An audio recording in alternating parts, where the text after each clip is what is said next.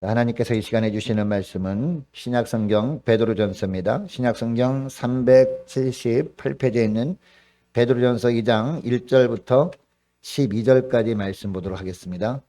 378페이지입니다. 자, 베드로전서 2장 1절부터 12절까지 말씀. 자, 1절부터 제가 읽겠습니다. 그러므로 모든 악독과 모든 기만과 외식과 시기와 모든 비방하는 말을 버리고 갓난아기들 같이 순전하고 신령한 젖을 사모하라. 이는 그로 말미암아 너희로 구원에 이르도록 자라게 하려 함이라.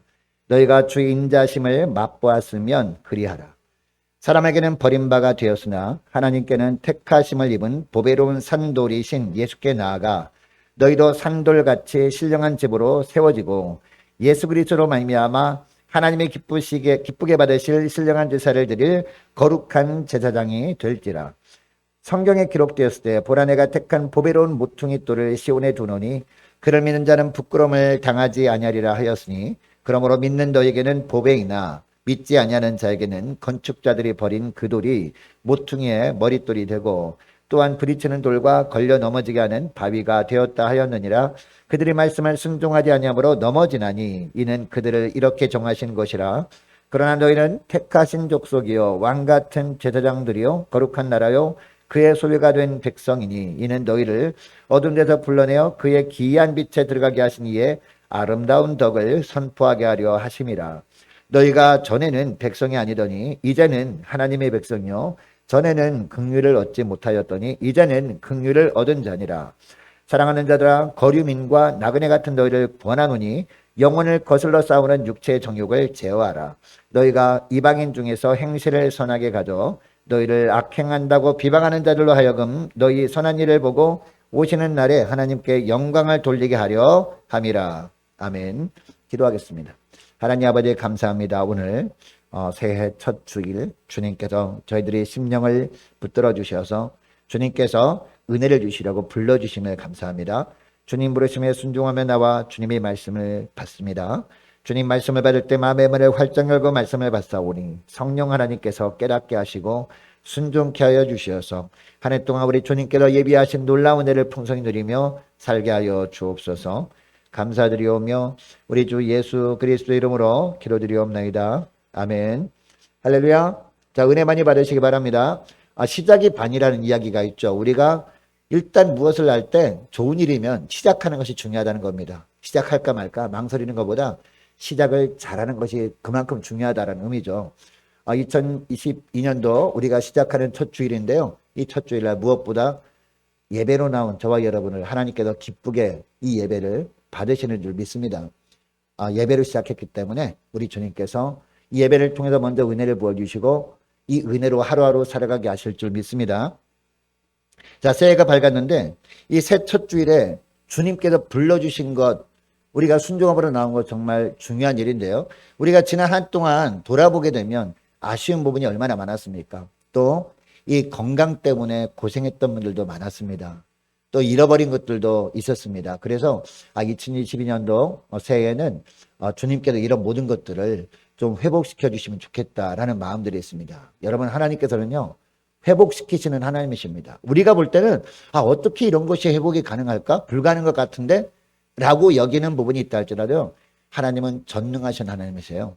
모든 상황을 역전시키시면서까지 우리 주님께서 우리를 회복시키시는 은혜를 베풀어 주시는 주님이라는 거죠.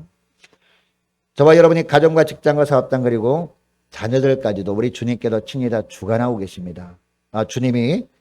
주님께서 여러분이 가정과 직장과 사업장 이 식구들이 모든 부분을 주님께서 온전히 회복시켜 주시는 한 해가 될 수 있기를 주 이름으로 축복합니다. 그런데 이런 것들을 하나님께서 회복시켜 주시는데 순서가 있다는 거 여러분 다 아시죠? 요한3서 2절 우리가 잘 아는 말씀이 있죠? 내 영혼이 잘됨 같이, 우리 같이 한번 따라서 해볼게요. 내 영혼이 잘됨 같이 범사에 잘되며 강건하기를 내가 간구하노라. 아멘. 이 말씀을 보면요 순서가 있다는 거죠. 내 영혼이 잘됨 같이 무슨 이야기입니까? 먼저 영적인 부분을 회복시킨 이후에 그 다음에 나머지 부분들을 회복시켜 주신다라는 거죠. 여러분, 영적인 부분을 회복시켜 주시는 것이 어떤 것을 회복시켜 주시는 겁니까? 먼저 예배를 회복시켜 주는 겁니다. 그리고 기도를 회복시켜 주시는 거예요. 그리고 헌신하는 것을 회복시켜 주시는 거예요. 이렇게 영적인 부분을 회복시켜 주신 이후에 그 영적인 부분이 회복되게 되면요, 그 예배와 기도와 헌신을 통해서 하나님께서 은혜를 부어주시잖아요. 그 은혜가 여러분의 가정과 직장과 사업장과 여러분의 삶 가운데 흘러가야 하나님이 베풀어 주시는 회복의 은혜가 있게 되는 줄 믿으시기 바랍니다. 여러분 이것을 기억하시고 무엇보다도 영적인 부분이 회복되고 그 다음에 나머지 모든 부분들도 회복되어지는 복된 한 해가 될 수 있기를 주의 이름으로 축복합니다. 자, 그런데 우리 주님께서 어떤 사람에게 이런 회복의 은혜를 베풀어 주시느냐, 오늘 본문을 통해서 살펴보면서 은혜 나누기를 원하는데요. 어떤 사람을 회복시켜 주시느냐, 1절 말씀 보니까요, 버릴 것은 철저하게 버리는 사람, 이런 사람에게 회복의 은혜를 부어주신다 라고 하고 있습니다. 자, 1절 말씀, 자, 우리 함께 읽습니다. 1절 말씀 시작. 그러므로 모든 악독과 모든 기만과 외식과 시기와 모든 비방하는 말을 어떻게 하라? 버리고 라고 하고 있습니다. 이 구절을 보면 여러분 여러 가지 일들이 나오는데 악독, 기만, 그리고 외식, 시기, 비방하는 말들 이런 것들이 나오는데요. 여러분 이런 삶의 열매들은 우리가 믿음으로 살 때 나타나는 열매입니까? 아니면 불신앙의 삶을 살 때 나타나는 열매입니까? 믿음으로 살 때는 이런 열매가 나타날 리가 없겠죠. 그래서 비슷한 이야기가 갈라디아서 5장에도 나오잖아요. 이런 것들은 육체의 열매에 속한 것들이다 라고 말씀하는 것을 보면 이런 것들은요, 우리가 믿음 생활을 잘하지 못할 때, 불신앙의 삶을 살 때 나타나는 열매구나 라는 것을 알게 됩니다. 자, 우리의 삶 가운데 나 중심의 삶을 사는 게 바로 불신앙의 삶 아닙니까? 믿음으로 사는 삶 정반대가 뭐예요? 내 생각대로, 내 뜻대로 나 중심의 삶을 사는 게 바로 불신앙의 삶을 사는 것인데, 나 중심의 삶을 살게 될 때 나타난 열매가 이런 것들이라는 겁니다. 여러분 먼저 악독, 악독이라는 단어가 나오는데 이 악독이 뭘 말할까요? 남을 미워하는 겁니다. 여러분 왜 남을 미워할까요? 자기 중심적 사고를 하기 때문에 남을 미워하게 되는 것이죠. 여러분 하나님께서 우리 한 사람 한 사람을 다 사랑하십니다. 하나님은 공평하신 하나님이시거든요. 그래서 그 사람에게 적절한 은혜를 주셔서, 믿는 사람이라면 모든 사람에게 적절한 은혜를 주셔서 각자 나름대로 하나님이 주신 은혜로 살아가게 되는 것이거든요. 그런데 나 중심적인 사고를 하면 어떤 생각이 들어요? 내가 더 행복해야 될 것처럼 보여요. 내가 더 좋은 환경 가운데 살아갔으면 좋겠는데 나 중심적인 사고로 다른 사람이 살아가는 것을 보니까 저 사람이 나보다 더 나은 환경에 살아가는 것 같아. 그러니까 그 사람을 미워하는 마음이 생기는 것이죠. 그 다음에 기만이라는 단어가 나옵니다. 여러분 기만이 뭡니까? 기만은요, 착한 척 하는 겁니다. 이 마음속에 악한 생각으로 가득해 있으면서 나는 착한 사람인 것처럼 눈속임하는 거죠. 이게 바로 기만입니다. 왜 이렇게 하는 것이냐? 사람들에게 인정받고자 하는 욕구 때문입니다. 여러분 우리는 누구한테만 인정받으면 돼요? 하나님께만 인정받으면 되는 거 아니겠습니까? 그런데 사람들에게도 인정받고자 하는 욕구 때문에 이처럼 착한 척하는 거죠. 나는 선한 사람인 척하는 겁니다. 그리고 외식이라는 단어 나옵니다. 여러분 외식하면 누가 떠오릅니까? 예수님 시대에 바리새인들이 떠오르죠. 예. 속은 거룩하지도 않으면서 거룩한 것처럼 꾸미고 살아가는 사람들입니다. 남을 속이는 거죠. 혼자 있을 때는 너무나 세상 속에서 살아가요. 세상에서 즐기고 싶은 것들 마음대로 죄를 짓고 살아가면서 이 사람들이 볼 때는 그렇지 않은 척하는 거죠. 외모만 꾸미며 살아가는 거예요. 여러분 예수님께서 이런 모습을 보시면서 뭐라고 하십니까? 평토장 같은 삶이다 라는 거죠. 네. 회칠할 무덤 같다라고 표현하기도 했습니다. 자, 그리고 시기라는 단어가 나오는데 시기가 뭡니까? 시기, 질투하는 겁니다. 남이 잘 되는 것을 배합하는 겁니다. 그리고 또 1절 마지막에 보니까 비방하는 말이라는 그런 구절이 나옵니다. 여러분 여기서 비방하는 말이라 하면요, 어떤 것을 말하느냐? 남을 뒤에서 흉보는 겁니다. 네. 자, 우리가 한글 이 개역 개정판 성경을 말씀 보고 있지만은 이 한글 판 성경이 다른 번역본들도 많습니다. 뭐 표준 세번역도 있고, 그리고 세번역 성경도 있고, 쉬운 성경도 있고, 우리말 성경 여러 가지 있거든요. 그 다른 번역본 성경에 보니까 이게 남을 귀에서 흉보는 일이라고 되어 있더라고요. 근데 무슨 얘기예요? 어떤 사람이 이렇게 모여 있습니다. 모여 있는데 그 모임에 없는 사람 이야기를 하는 거예요. 없는 사람 이야기를 할 수는 있어요. 그러나 그 사람에 대해서 좋은 말만 해야 되거든요. 그 사람이 정말 하나님께 정말 잘하는 일만 이야기하면 얼마나 좋겠습니까? 그런데 그런 얘기 하지 않고요. 그 사람의 험담을 하는 거예요. 자, 있지. 이런 얘기 들어봤어. 그 사람이 이런 일을 했대. 라고 하면서 그 사람의 흉보는 말을 하는 거예요. 이게 바로 뭐다? 이게 바로 비방하는 말입니다. 여러분, 베드로 사도가 이것을 왜 1절에서 언급하고 있는 걸까요? 베드로전서는요. 그 당시 베드로가 박해로 인해 흩어진 나그네들에게 쓴 편지입니다.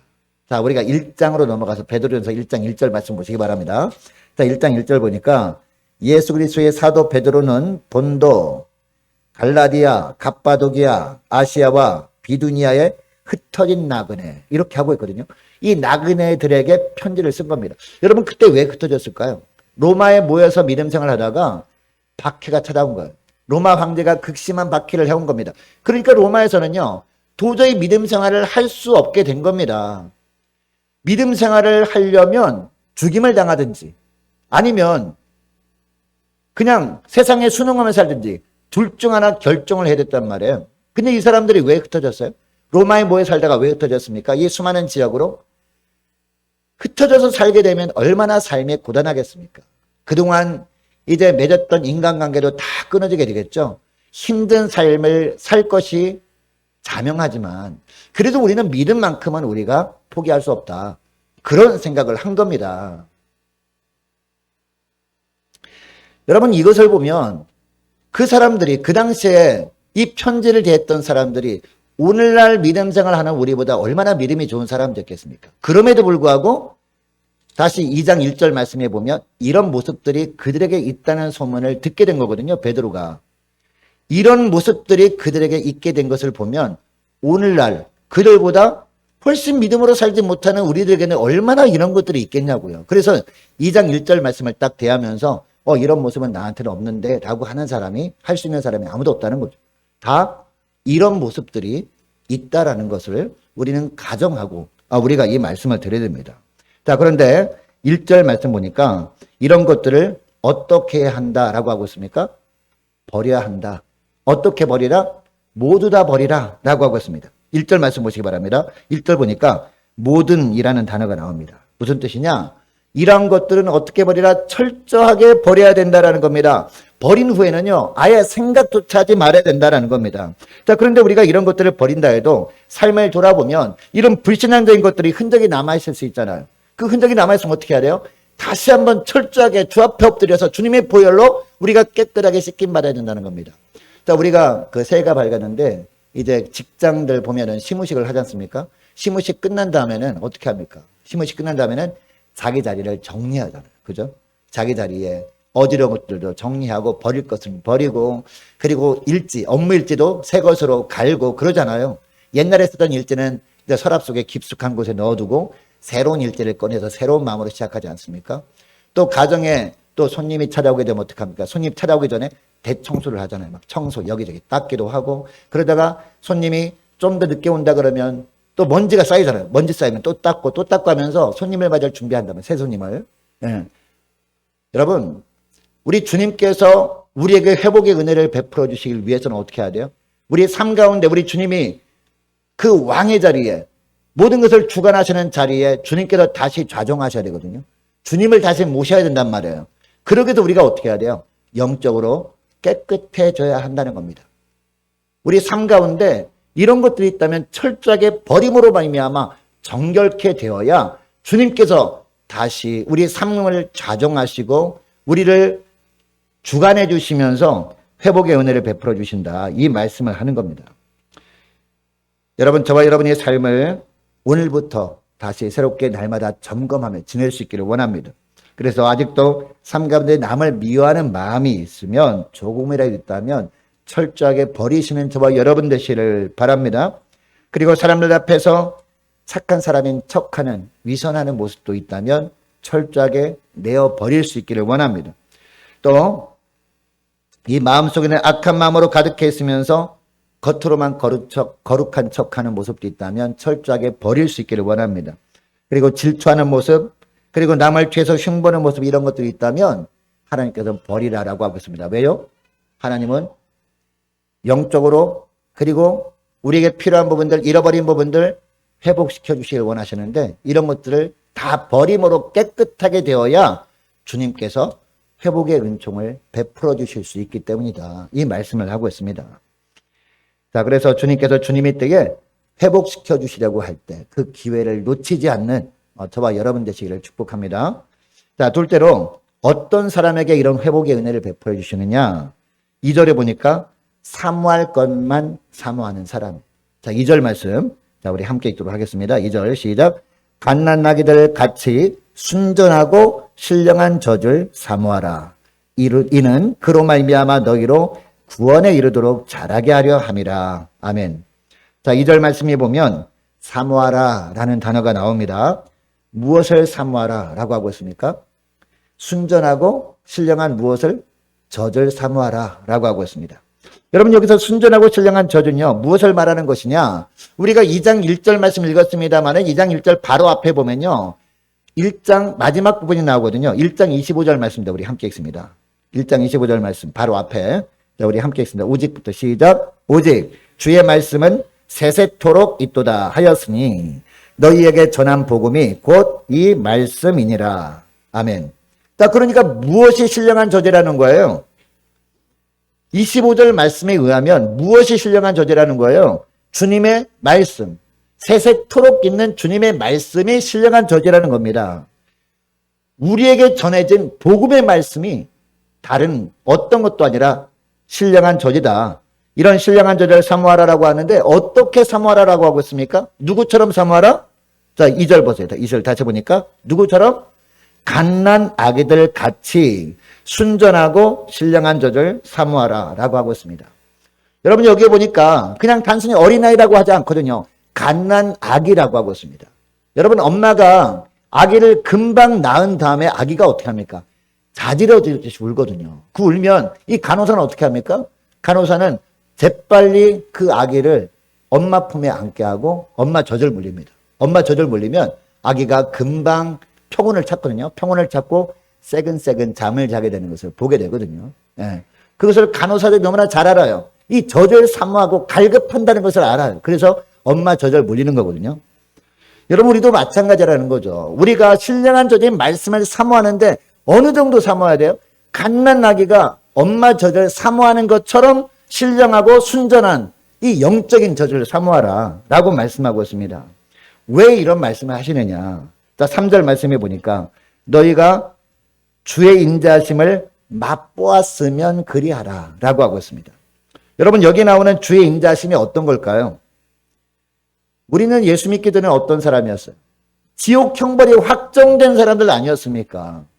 우리가 볼 때나 큰 죄, 작은 죄 있는 것이지 하나님 보실 때는요, 그냥 죄입니다, 죄. 큰 죄, 작은 죄가 따로 없단 말이에요. 어느 누구도 이 땅을 떠나면 이 지옥 형벌이 확정된 가운데 있었다는 것이죠. 우리는 어떻게 해볼 도리가 없는 거예요. 아무리 이 땅에서 착한 일을 많이 하려고 하면 할수록 내가 얼마나 부족한 사람인가만 드러날 뿐입니다. 여러분, 이것을 명확하게 보여주는 것이 뭐예요? 바로 구약 성경에 나와 있는 계명 아닙니까? 여러분, 이 하나님께서 말씀하신 이 말씀을 완벽하게 지키며 사는 사람이 누가 있습니까? 이 세상에 법 없이 사는 사람이라 할지라도, 그렇게 법 없이 죽도록 선하게 착하게 산다 할지라도 결국 하나님 앞에 가서는요, 죄악이 너무나 많이 드러날 뿐이라는 거죠. 그래서 이 땅에 사는 모든 사람들이 지옥 형벌 확정이에요. 아무런 소망이 없는 가운데 있는데 우리 주님께서 불강력적으로 우리를 찾아오신 거 아닙니까? 찾아오셔서 만나주십니다. 그리고 찾아오셨을 뿐만 아니라 십자가에서 우리를 대신해서 지옥 형벌을 받으신 것 십자가 죽음 아닙니까? 그렇게 함으로 말미암아 우리의 죄 대가가, 죄 형벌이 예수님 십자가로 옮겨진 것 아닙니까? 우리가 원했건 원하지 않았건 우리 주님께서 일방적으로 찾아오셔서 사랑을 쏟아 부어주신 거예요. 그래서 구원의 은혜를 베풀어 주신 거예요. 이게 뭐다? 이게 바로 주의 인자하심이다라는 겁니다. 이 주의 인자심을 맛보았으면 그리하라. 이 그리하라라는 말씀이 무슨 말씀이에요? 신령한 저진, 순전한 영적인 저진 말씀을 사모하라. 누구처럼? 갓난 아기처럼. 이렇게 말씀하고 있어요. 이렇게 살다 보면 하나님의 때가 임하게 되고요. 그 하나님의 때가 임하게 되면 무엇보다도 먼저 무엇을 회복시켜 주세요? 영적인 부분을 회복시켜 주세요. 그 다음에 영적인 부분을 회복시켜 주실 때 부어주신 은혜가 가정 가운데, 직장과 또 개인 가운데 흘러 들어가서 그 은혜로 말미암아 모든 것들이 회복되게 된다. 이 말씀을 하고 있다는 것입니다. 여러분 이것을 기억하시고 무엇보다도 청소하되 여러분이 심령을 깨끗하게 청소할 수 있는 저와 여러분 되시기를 축복합니다. 그래서 영적인 저진 하나님의 말씀만을 갓난 아기처럼 사모함으로 말미암아 그 빈 곳에 주님의 말씀으로 충만하게 채우는 그 저와 여러분 되시기를 축복합니다. 그래서 주님께서 저와 여러분이 삶을 회복시켜 주실 때 그때 그 하나님께서 부어주시는 회복의 은총을 풍성히 누리며 사시는 복된 한 해 될 수 있기를 원합니다. 자, 그리고 세 번째는 어떤 삶을 살아야 되느냐. 우리가 거룩한 제사장으로 살아야 되는 겁니다. 이런 삶을 사는 자들에게 주님이 회복의 은혜를 베풀어 주신다라고 말씀하고 있어요. 5절 보세요. 5절 마지막 부분 보니까 거룩한 제사장이 될지니라 라고 말씀하고 있습니다. 여러분 왜 이처럼 거룩한 제사장이 될지니라 라고 하고 있을까요? 4절 하반절에 보니까 하나님께는 택하심을 입은 보배로운 산돌이신 예수께 어떻게 하라? 나아가 라고 하고 있습니다. 여러분 이 구절에서요, 예수께 나아가라는 구절은 그냥 한두 번 나아가고 마는 것이 아닙니다. 매 순간마다 예수께 나아가는 것을 말합니다. 여러분 구약에 보면 제사장들이 나옵니다. 여러분 제사장들이 어떤 사람들이었습니까? 아론의 후손들이었죠. 첫 번째 제사장이 아론 아니었습니까? 그래서 아론의 후손들은요 대대로 제사장이 돼요. 제사장들은 어떤 역할을 했어요? 하나님께 제사를 드릴 때 제사를 집전하는 그런 사람들이 바로 제사장들 아니었습니까? 자, 그런데 구약 성경에 보면요 엄청나게 많은 제사 이름들이 나와요. 특별히 상번제라는 제사가 나와요. 상번제는요 아침에도 성전에 가서 제사를 드리고 저녁에도 성전에 가서 제사를 드려야 됐습니다. 그리고 또 어떤 제사가 나오냐면요 이 레위기에 보면 5대 제사가 나오거든요. 이 5대 제사, 소제, 번제, 화목제, 속제제, 속건제. 이것은 일반 백성들이 그냥 때마다 시마다 일반 백성들이 제사를 드리는 거예요. 어떤 기회가 있을 때마다 하나님께 나가 제사를 드리는 거예요. 그런데 그 제사를 드릴 때 그 백성들이 제사를 드릴 때 제사를 집전한 사람들이 누구였어요? 제사장들이었다는 거죠. 이것뿐만이 아닙니다. 1년에 3번씩 모든 이스라엘 백성들은 무조건 하나님 앞에 나가서 어떤 민족적인 제사를 드려야 됐습니다. 이게 바로 3대 절기였죠. 자, 뿐만 아니라 월삭 제사도 있었습니다. 너무나 많은 제사들이 있었다는 것이죠. 근데 제사를 드릴 때마다 제사장들이 그 모든 제사를 집전해야 됐다는 거예요. 그러니까 여러분이 제사장 하면은 어떤 사람들임을 말하게 됩니까? 늘 하나님 앞에서 살아가는 사람들이라고 생각하면 됩니다. 여러분 그러니까 오늘 5절 말씀에 나오는 거룩한 제사장이 되라 라는 말씀은 어떤 의미라는 것을 알게 되죠? 늘 예수님께 나아가는 삶을 살라라는 겁니다. 예배 드릴 때만 예수님께 나오는 것이 아니라 일반적인 삶 가운데 매 순간마다 예수님께 날마다 나아가는 삶을 살라라는 겁니다. 언제나 하나님 앞에서 살아가라라는 뜻입니다. 여러분 종교개혁자 칼빈 하면은 가장 먼저 떠오르는 단어가 뭡니까 여러분? 코람데오 아닙니까? 하나님 앞에서 신전 의식을 가지고 살아가는 것. 이게 바로 이 칼빈의 정신 중에 대표적인 정신 아닙니까? 여러분 칼빈은 이처럼 날마다 하나님 앞에서 살아갔어요. 어떻게 하면 하나님께 영광 돌릴까 고민하며 살아갔습니다. 그래서 스위스의 제네바에서 이제 백성들을 다스리기도 했는데 그때 이 칼빈이 법을 만들었거든요. 그래서 어떻게 하면 하나님의 복음이 널리 전파될까 고민하다가 법을 만든 게 뭐냐면 거주 이전의 자유. 이것을 법을 만들었어요. 이 거주 이전의 자유가 있어야 마음대로 다니면서 복음을 전해야 되기 때문에 그 법이 기초가 돼서 오늘날 우리나라도 거주 이전의 자유가 있는 거예요. 뿐만 아니라 언론 출판의 자유. 이것을 만들었어요. 그 이유가 뭔지 아세요? 어떻게 하면 이 하나님의 말씀을 인쇄를 해가지고 자유롭게 사람들이 보게 만들까 고민하다가 언론 출판의 자유를 만든 이처럼 많은 자유들을 만들었는데 이 법의 근간이 된 걸 만들었는데 이처럼 호람되어 하나님 앞에서 내가 어떻게 살아가면 어떻게 하면 하나님께 영광 돌릴까 고민하다가 만드는 것들 다 이런 것들이거든요. 여러분 성경에 보면 하나님의 속성이 있습니다. 우리가 예전에 소리문답 공부하면서 하나님의 속성에서 공부한 적이 있는데요. 하나님의 공유적 속성이 있고 비공유적 속성이 있습니다. 공유적 속성이란 건 뭐냐면 우리가 하나님의 형상으로 지음받았잖아요. 그래서 하나님의 모습을 우리가 닮아가야 되잖아요. 우리가 하나님의 모습을 닮아가야 될 부분들, 이게 바로 공유적 속성입니다. 뭐 사랑, 그리고 자비, 이런 것들입니다. 그러면 하나님의 비공유적 속성은 뭐냐? 하나님께만 있는 고유한 속성들을 이게 7가지가 있는데 그 첫째는 자존성입니다. 하나님은 스스로 계신 분이잖아요. 자존성. 그 두 번째는요, 불변성입니다. 하나님은 변하지 않는 분이잖아요. 그리고 세 번째는 완전성입니다. 하나님은 완전하신 분이잖아요. 그리고 영원성입니다. 하나님은 영원 전부터 영원하도록 계시는 분이잖아요. 그리고 전지성. 이건 뭡니까? 하나님은 모든 것을 아시는 분이다라는 뜻이고, 그리고 전능성은 뭡니까? 하나님의 능력은 무한하시다라는 의미죠. 그리고 마지막이 편재성입니다. 이게 뭐냐? 하나님은 어디나 다 계시는 분이다라는 뜻입니다. 그래서 하나님은 우리의 마음과 생각도 다 지켜보시는 분이다라고 말씀하는 게 있는 거예요.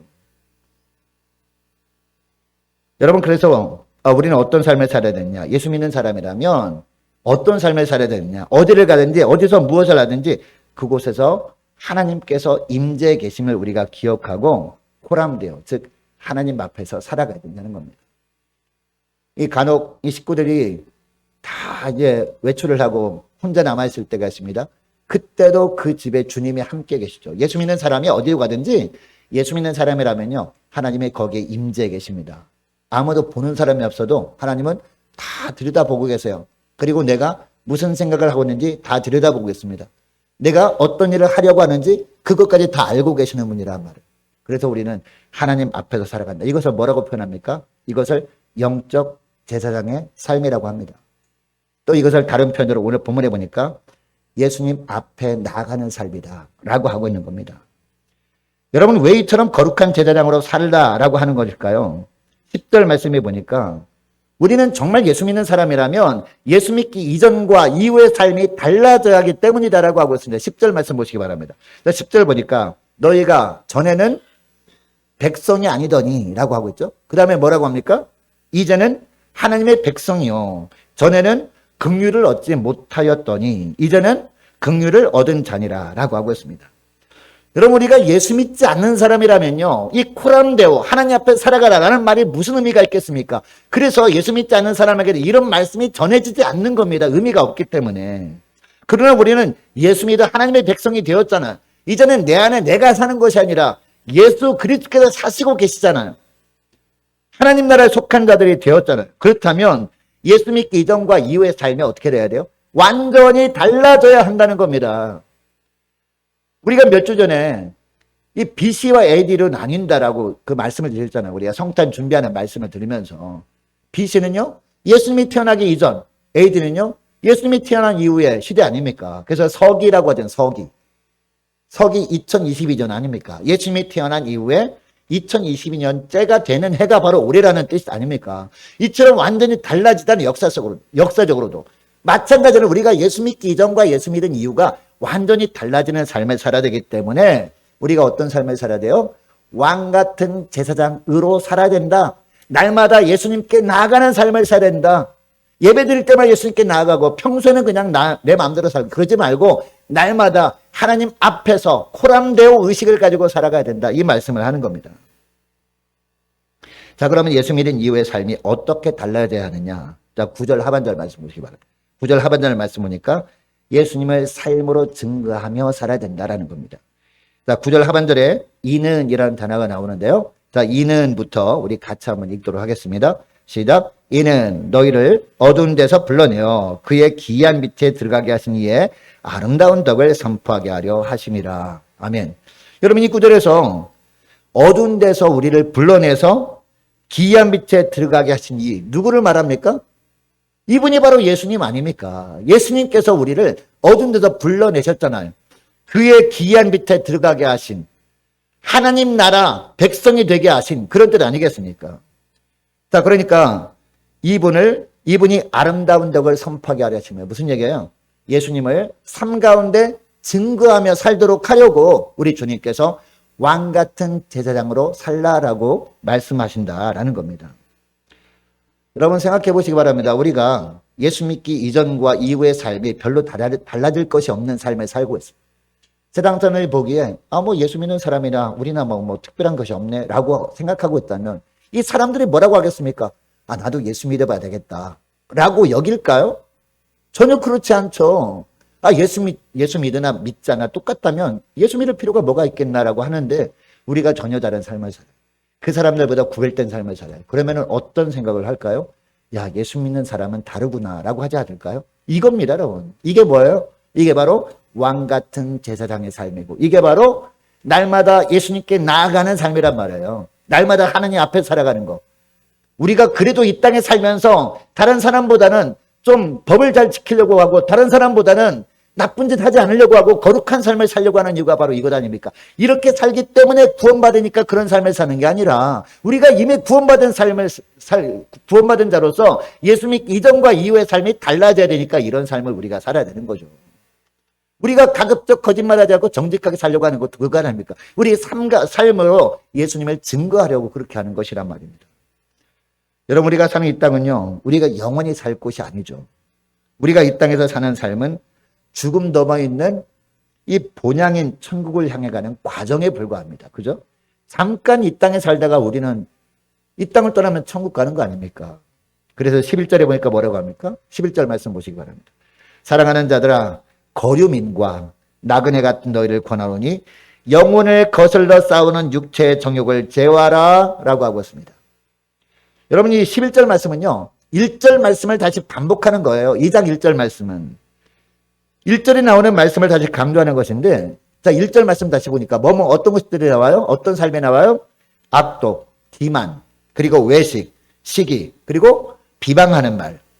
그 사람이 없는 데서 험담하는 걸 말하는 거죠. 이런 것들은 다 어디에 해당한다는 거예요? 성령의 은혜에 해당하는 겁니까? 아니면 육체의 소욕에 해당하는 겁니까? 육체의 소욕에 해당하는 것이다. 세상적인 것들이다 라고 하고 있는 겁니다. 그리고 이런 것들은요 영혼을 거스르는 것들이다. 여러분 여기 거스르다라는 동사는요 무슨 뜻인지 아십니까? 죽이는 것이라는 거예요. 영혼을 죽이는 것이고 병들게 하는 것, 영혼을 병들게 하는 것이고 영혼을 썩게 하는 것이고 영혼을 잠들게 하는 거예요. 여러분 그러니까 우리들의 삶 가운데 살펴보고 이 악독과 기만과 외식과 시기와 비방하는 일들이 있다면 우리 영혼이 어떻게 되고 있는 거예요 지금? 영혼이 썩어가고 있는 거예요. 영혼이 죽어가고 있는 거예요. 영혼이 잠들어가고 있는 거예요. 그래서 이것을 알았다면 어떻게 해야 돼요? 이런 것들은 제어하라. 육체의 정욕을 제어하라. 버리라. 철저하게. 버리고 쳐다보지도 말아라. 그림자라도 있다면 주님의 보혈로 다시 주님의 보혈을 의지해서 정결케 되라. 이렇게 간곡하게 말씀하고 있는 겁니다. 이 영혼을 더럽혀 버리는 것이기 때문에 여러분 물론 우리가 이 세상에 살다가 죽는 것으로 끝나버린다면 이런 말씀들이 문제가 없겠죠. 그런데 여러분 우리 인생이 죽음으로 끝입니까? 끝이 아니잖아요. 죽음 이후에 영원한 세계가 기다리고 있잖아요. 그렇기 때문에 이 말씀은 우리에게 정말 중요한 말씀인 것이죠. 우리 인생은 잠깐 이 세상에 나그네로 살다가 결국에는요 이 땅을 떠날 때 예전에도 말씀드렸지만 귀가 점점 어두워지면서 그동안 안 들렸던 음성이 들린다고 말씀드렸죠. 아버지의 음성이 들려요 여러분. 아버지께서 이제는 아버지 집으로 와라 이런 말씀이 들린단 말이에요. 이것을 몰랐던 사람은요 돌아가실 때 그동안 안 들렸던 음성이 들리니까 깜짝 놀라가지고 막 소리 지르기도 막 한단 말이에요. 예. 아버지 집으로 갑니다 여러분. 근데 아버지 집으로 갈 때 주님께서 우리를 평가하시잖아요. 그죠? 평가할 때 우리가 이 땅에서 어떤 삶을 살아왔는지 평가하는 그때가 있음을 안다면 우리가 어떤 삶을 살아야 돼요? 우리 영혼을 살찌는 삶을 살아야 되겠습니까? 아니면 영혼을 병들게 하는 삶을 살다가 주 앞에 가야 되겠습니까? 영혼을 죽이는 일을 마음대로 하다가 살다가 가야 되겠습니까? 아니면 영혼을 살리고 영혼을 더 기름지게 하는 그런 삶을 살다가 주 앞에 가야 되겠습니까? 이 베드로가 이 간곡한 이 마음으로 이렇게 편지를 쓰는 이유가 바로 그것입니다. 흩어진 나그네들한테만 쓰는 것이 아니라 이 시간에 예배드린 저와 여러분에게도 이 편지를 쓰고 있단 말이에요. 베드로가 이미 천국에 가 있지만 지금 이 편의가 남겨져서 우리에게 읽혀지고 있는 것 아니겠습니까?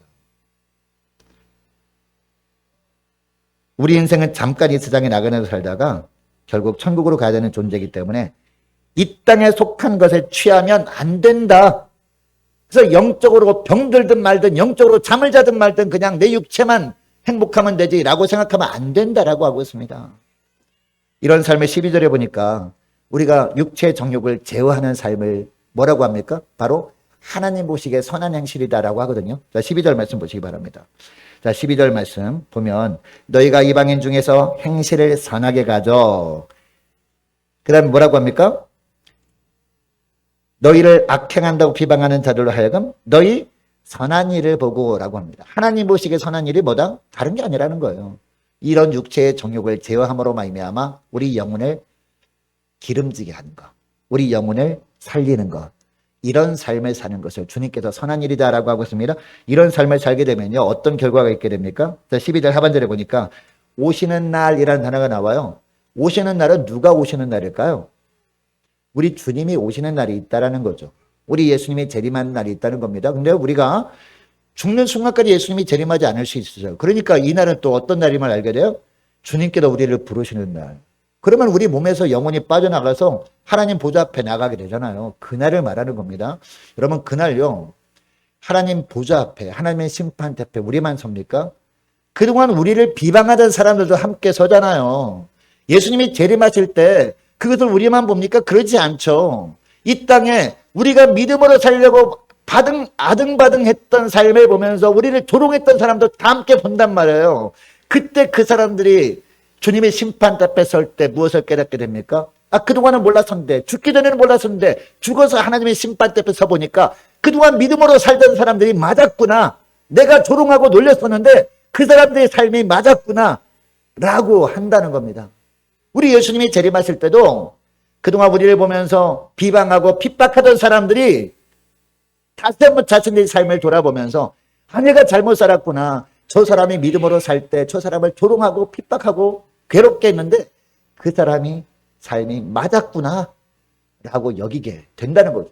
그것을 보면서 하나님께 영광 돌리게 된다. 이 말씀을 하고 있습니다.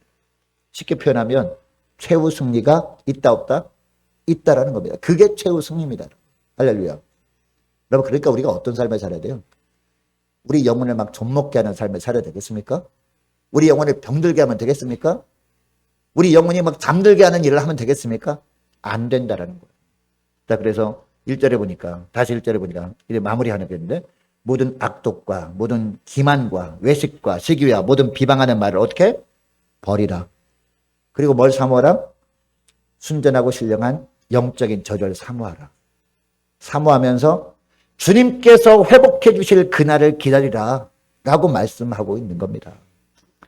이제 말씀을 맺기를 원합니다. 여러분, 하나님은 우리에게 회복의 은혜를 베푸시길 원하시는데 오늘 말씀을 들은 대로 순종함으로 말미암아 주님께서 놀랍게 영적으로 육적으로 회복시켜 주시는 축복을 누리는 복된 한 해가 될 수 있기를 축복합니다. 기도하겠습니다. 하나님 아버지, 하나님은 우리의 죄악으로 인해서 징계하시기도 하지만 도로 낮게 하시고 또 치실 때도 있지만 결국 싸매어 주시고 회복시켜 주시는 참 좋으신 하나님이심을 주님 오늘 말씀을 통해서 알았습니다. 주님, 이제는 예수 믿기 전과 이후가 완전히 다른 삶을 살아갈 수 있도록 저들의 심령을 성령 하나님 붙들어 주옵소서. 주님, 비록 우리 육신이 유한한 이 땅에 살고 있지만 본향을 향해 가는 나그네 힘을 늘 기억하면서 예수님을 삶으로 온전히 증거하며 사는 한 해가 될 수 있도록 축복하여 주옵소서. 하나님 보시기에 악한 행실이 있다면 철저하게 버리고 갓난아기처럼 신령한 젖인 하나님의 말씀만을 사모하며 왕같은 제사장으로서 늘 하나님 앞에서 코람되어 하나님 앞에서 살아가겠사오니 무엇보다 영적인 회복의 축복을 허락하시고 삶의 모든 부분에도 회복의 역사가 있게 하여 주옵소서. 감사드리오며 우리 주 예수 그리스도의 이름으로 기도드리옵나이다. 아멘.